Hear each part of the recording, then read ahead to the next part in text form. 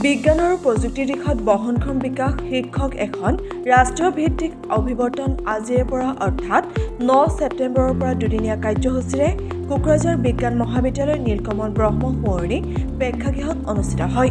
উল্লেখযোগ্য যে কোকৰাঝাৰ বিজ্ঞান মহাবিদ্যালয় আৰু বিজ্ঞান ভাৰতীয় যুটীয়া উদ্যোগত আজিৰ পৰা আয়োজিত হোৱা Stsd 2022 ৰাষ্ট্ৰীয় অভিৱৰ্তনখনৰ বন্তি প্ৰজ্বলনেৰে শুভাৰম্ভ কৰে আমন্ত্ৰিত মুখ্য অতিথি বিটিআৰ স্বাস্থ্য বিভাগৰ কাৰ্যবাহী সদস্য অৰূপ কুমাৰ দে।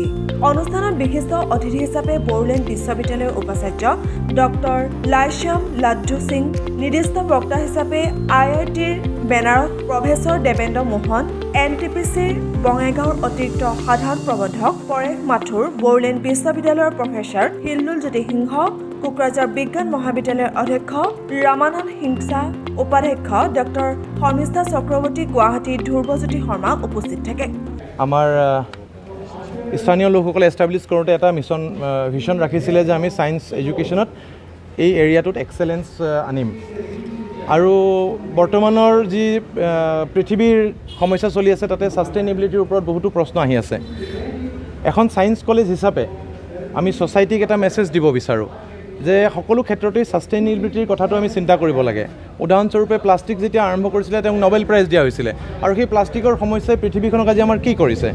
এতিয়া প্লাষ্টিকৰ সমস্যা উদ্ভাৱনৰ কাৰণে যে প্লাষ্টিকৰ পৰা আমি কেনেকৈ বাচিব পাৰোঁ তাক লৈ মানে কথাটো হ'ল যে যেনেকৈ কিবা এটা বস্তু আৱিষ্কাৰ কৰিলে সেইটো ছাষ্টেইনেবল হ'বনে নহ'ব, মানে ভৱিষ্যতলৈ আমাক সেই বস্তুটোৱে উপকাৰ কৰিবনে নে ভৱিষ্যতত আমাক ধ্বংসৰ মুখলৈ লৈ যাব, সেই কথাষাৰ আমি আমাৰ প্ৰতিটো ক্ষেত্ৰতে অনুধাৱন কৰাটো উচিত।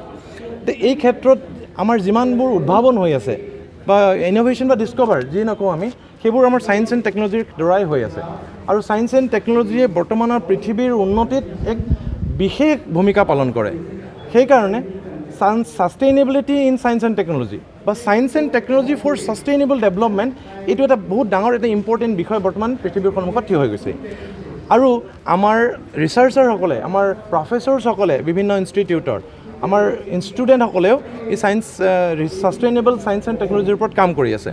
সেইকাৰণে আমাৰ ছায়েন্স কলেজে ভাবিছোঁ যে আমি এনেকুৱা এখন প্লেটফৰ্ম তৈয়াৰ কৰোঁ যি প্লেটফৰ্মৰ দ্বাৰা ছাত্ৰ, প্ৰফেচৰ, ছাইণ্টিষ্ট, একাডেমিচিয়ান আৰু গভৰ্ণমেণ্ট গোটেই পাৰ্চনছ একলগ হৈ এটা প্লেটফৰ্মত থিয় হৈ science and technology for sustainable ডেভেলপমেণ্টৰ ওপৰত চিন্তা কৰিব পাৰে।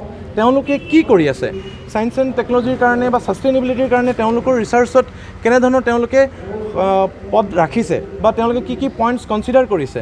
তেওঁলোকে যদি নিজৰ ৰিচাৰ্চ ইন'ভেশ্যনছখিনি ইয়াতে এটা প্লেটফৰ্মত বেলেগৰ সন্মুখত ৰাখে, তে তেওঁলোকে সেই বেলেগেও এজনে আনজনৰ ৰিচাৰ্চৰ বিষয়ে গম পাব, ছায়েন্স এণ্ড টেকন'লজিৰ বিষয়ে গম পাব, ইন'ভেশ্যনৰ বিষয়ে গম পাব আৰু ভৱিষ্যতত এক বিশেষ পৰিকল্পনা হাতত ল'ব পাৰিব।